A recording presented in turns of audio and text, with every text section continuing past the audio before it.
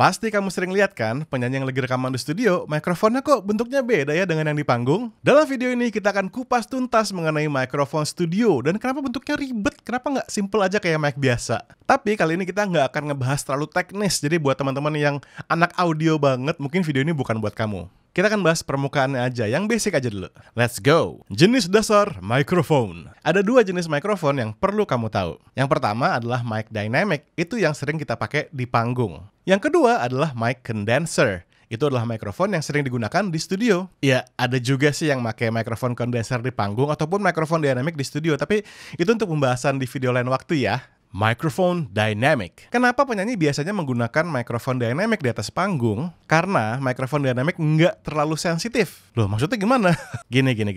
Di atas panggung itu banyak suara lain ya, banyak noise. Ada suara angin, ada suara penonton, ada suara band gedombrangan di belakang. Sehingga menggunakan mikrofon yang nggak terlalu sensitif adalah hal yang bagus malahan. Karena mic dynamic tuh hanya nangkep apa yang ada di depannya dia aja. Jadi nggak banyak tuh noise yang ketangkep. Ini juga alasan kenapa kebanyakan podcast rekamannya pakai mic dynamic. Kayak gini nih, ini mic dynamic. Soalnya gitu ya, ini walaupun di sana ada suara piring, ada suara keyboard kletek-kletek, ini nggak nangkep, benar-benar cuma yang di depan sini aja. Loh, kalau gitu mic dynamic bagus dong buat rekaman di studio. Iya sih, betul. Tapi tunggu dulu, ada alasan lain kenapa mikrofon condenser lah yang biasa dipakai di studio rekaman. Mic condenser. Berbeda dengan mic dynamic, mikrofon condenser tuh sangat-sangat sensitif. Dia bisa menangkap suara yang halus dan jauh secara sangat jernih. Makanya mikrofon kondenser itu sering digunakan untuk merekam bunyi yang lebih detail, seperti suara manusia atau seperti suara dentingan senar gitar, suara biola, dan lain sebagainya. Mic condenser juga memerlukan energi tambahan ya, power tambahan yang biasa disebut sebagai phantom power. Jadi kalau main dicolok aja tanpa phantom power, mic itu nggak akan berfungsi jadinya. Itu juga yang bikin mikrofon condenser tuh lebih sensitif dan bisa nangkep segala macam jenis frekuensi dari bawah sampai atas, lengkap. Jadi kebayangkan kalau mic sesensitif itu dibawa ke atas panggung yang ada suara penonton, ada suara angin segala macam, pasti bunyinya bakal kacau banget ya nggak sih? Makanya mikrofon condenser itu lebih cocok digunakan di studio rekaman yang kedap suara. Sekarang yuk kita lihat kelengkapan mikrofon studio. Ini apa sih bentuknya bulat? Terus ini apa? Kenapa bentuknya seperti kaki laba-laba? Ini namanya pop filter. Sedangkan ini disebut sebagai shock mount atau biasa juga disebut sebagai spider. Fungsi pop filter. Fungsi utama pop filter adalah untuk mencegah yang namanya plosive masuk ke dalam mikrofon rekaman. Plosives adalah tembakan nafas yang kayak kayak gitu ya. Biasanya plosive tuh keluar di huruf P, T, dan K. Coba kalau saya ngomong makan ikan patin. Makan ikan patin.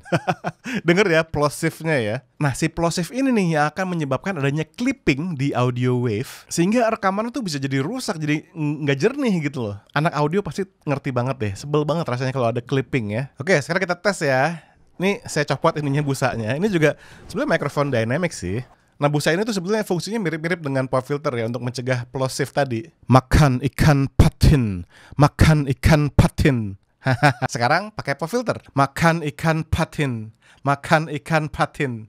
Fungsi kedua dari pop filter adalah untuk mencegah terlalu banyak air liur yang nyembur ke mikrofon. Hal ini menjadi penting, kenapa? Karena air liur kita itu ternyata korosif. Dan kalau terlalu banyak di dalam mikrofon itu lama-lama parts di dalam mikrofon bisa korosi. Ternyata ada bener juga ya dugaan kita selama ini.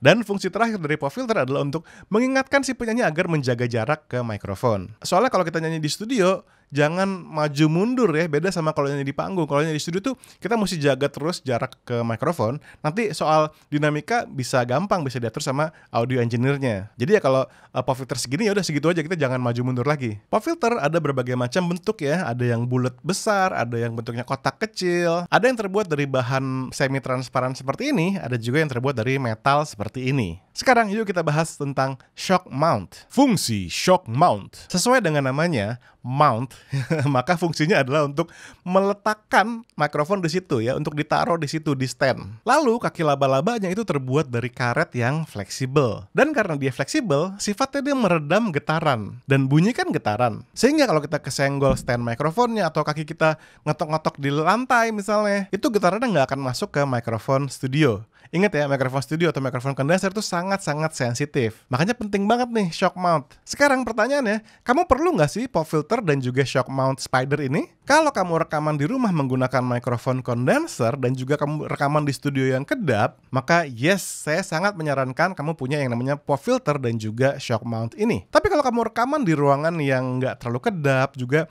nggak terlalu sepi gitu, lebih baik sebetulnya pakai mikrofon dynamic aja, karena bakal lebih jernih deh suaranya. Ya walaupun mungkin nggak se-clear kalau menggunakan mikrofon kondenser, tapi at least nggak banyak noise. Oke singers, semoga konten ini berguna buat kamu ya. Kasih like dong kalau kamu suka video seperti ini. Thank you so much udah nonton, sampai ketemu di video selanjutnya ya. Saya Indra Aziz, selalu bebaskan suaramu.